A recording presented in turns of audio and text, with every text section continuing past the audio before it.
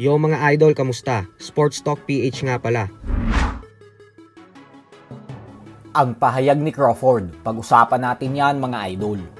Ngunit bago ang lahat ay huwag kakalimutang mag-subscribe at i-click ang notification bell button for more sports talk.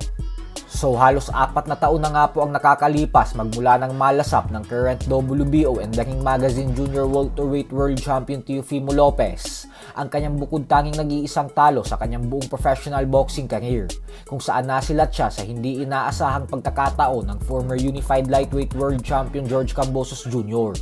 Subalit ayon nga po sa latest na pahayag ni Lopez, ay sa katunayan umano ay hindi naman daw talaga siya natalo ni Kambosos, at bagko siya daw mismo ang tumalo sa sarili niya dahil lumaban pa din daw siya sa kabila ng may seryosong kondisyon siyang tinatamo sa kanyang baga noong mga panahon na yun.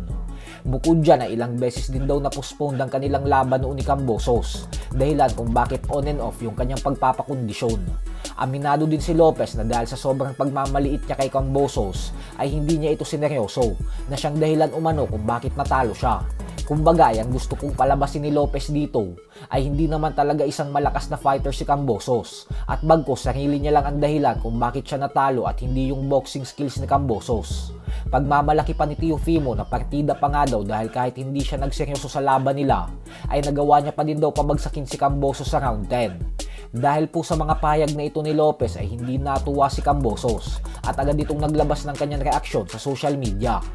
Banat po ni Kambosos na masyado daw delusional itong si Lopez at hanggang ngayon umano ay hindi pa din daw nito matanggap-tanggap ang mapait na sinapit sa kanya.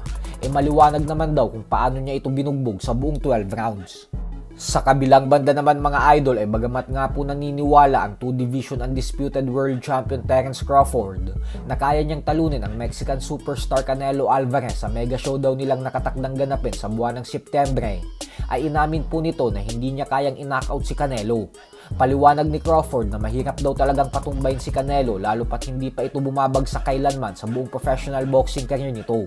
Pero ganun pa man nga po ay sinabi naman ni Crawford na hindi lang naman daw knockout ang paraan upang makuha ang panalo sa isang boxing match, dahil pwede ka pa din naman daw magtagumpay sa pamamagitan ng puntusan, at yun daw ang kanyang gagawin laban kay Canelo. Hindi palakasan ang plano niyang ipakita kundi ang pagalingan sa skills at pagiging mas matalino pagdating sa ibabaw ng lona. Subalit kahit nga po aminado na mismo si Crawford na hindi niya talaga kayang i-knockout si Canelo, ay ang kanyang matalik na kaibigan naman nga po na si current undefeated WBC Lightweight World Champion Shakur Stevenson ay naninindigan pa din na matatalo ni Crawford si Canelo via knockout, dahil nakita na daw mismo ng mga mata niya na magpatumba si Crawford ng mga higanteng heavyweight fighter sa sparring. So hanggang dito na lang po muna tayo mga idol. Sports Talk PH.